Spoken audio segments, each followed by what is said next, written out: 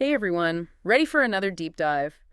Today, well, we're tackling something that's, kind of personal for me, staying strong and active as we age. Because let's be real, none of us are getting any younger. True. And it's like never too early to think about keeping things, healthy and running smoothly as we get older. Exactly. And this whole thing about a fitness program fighting something called, what was it, sarcopenia? Honestly, never heard of it before your notes. Yeah, not exactly a common word, but it affects a ton of people as they age. Basically, it's like your muscles just kind of lose mass and Hmm. strength over time. It's normal, but we can definitely slow it down, maybe even reverse it some. Gotcha, makes sense. And this program, that's where it comes in. Exactly.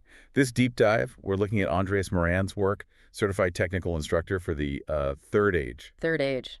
Sounds like something out of, like, Lord of the Rings, haha. Uh-huh, right. But here, it just means like after retirement when folks are looking to stay active, healthy, all that.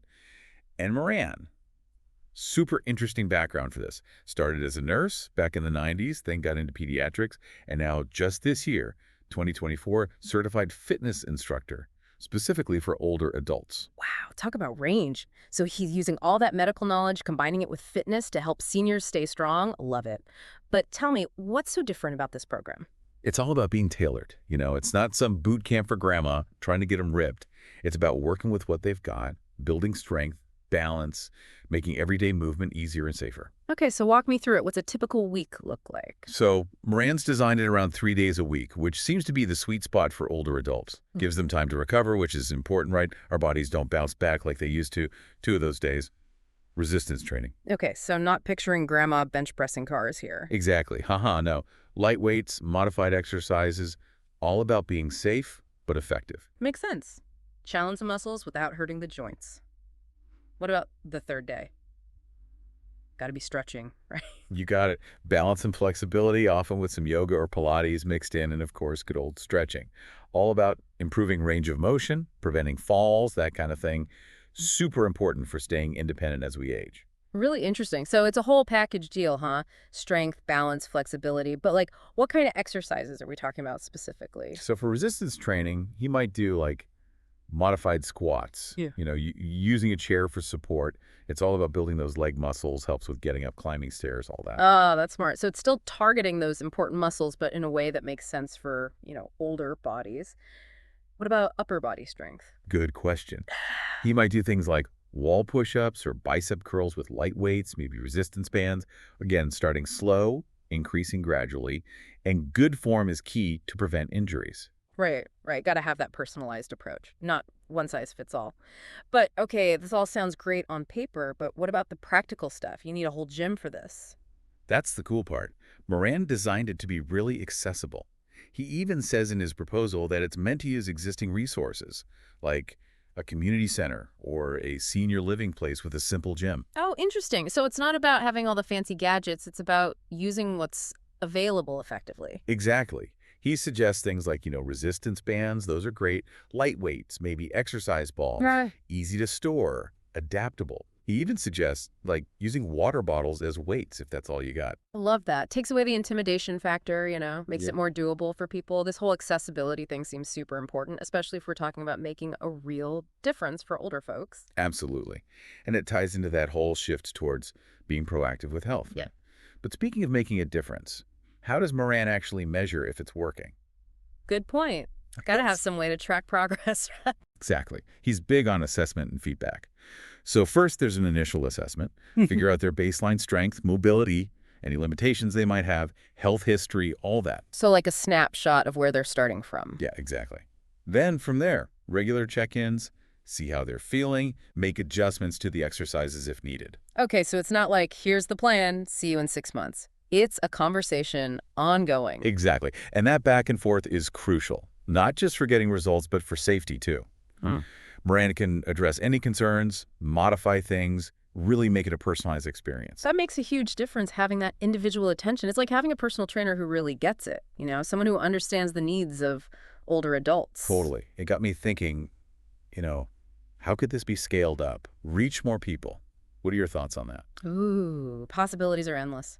We talked about how adaptable it is already, but what about using technology, like telehealth? There you go. Imagine, Moran could guide people remotely, even small groups, check their form through a screen, all that. That's amazing. No more barriers of distance or even mobility issues. People could participate from home. Exactly. Or think about, like, community centers adopting this, offering affordable classes, senior living places incorporating these principles.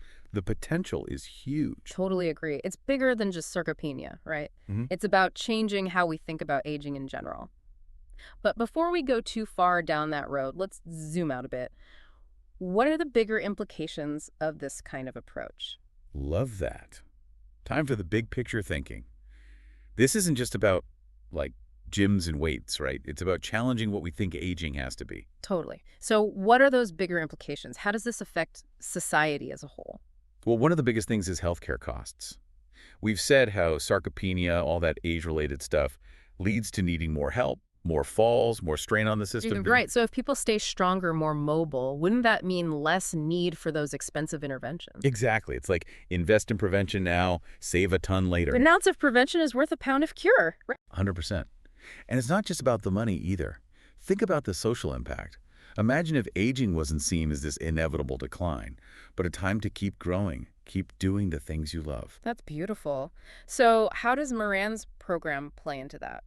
Well, when older adults feel strong, capable, they're more likely to get out there, socialize, pursue their hobbies, stay independent. All that leads to a happier, more connected life. It's crazy how a fitness program can have such a ripple effect, not just physical, but mental, emotional, everything. It's all connected. And it brings up this really important concept, health span. Okay, heard of lifespan, but health span's new. What is that? It's like, it's getting more popular now. Basically, it's the years you live, but like in good health, not just like existing, but really living it up, vital and independent. So not just how long, but how W you're doing during that time. Exactly. And that's where it gets interesting, right? Because we always hear about living longer, fighting disease, all that. Which, yeah, super important. But I get you, it's not always about just adding years, but adding good ones. Right. And that's where this whole preventative thing comes in, like Moran's program. If we're strong, mobile, feeling good as we age, we're not just adding years, but adding life to those years. It's like investing in your future self, but like seriously. 100%. Making choices now so that later on you're still independent, enjoying things, not just, getting by. Love that. Okay, so we've covered a lot about Moran's program, the why, the how, the what ifs. What's the big takeaway for our listeners today? Here's something to think about. Could something this simple, this personalized, be the key to everyone living longer, but also healthier, happier lives? Ourselves, our families, it's worth considering. It really is. And listeners, that's where you come in. Look into this stuff. What are the possibilities? How can we make aging about vitality, not decline? That's the conversation to have. Because ultimately, isn't that the goal? Living long, but living well, too. Couldn't agree more. Keep exploring, keep learning, and we'll catch you in the next deep dive.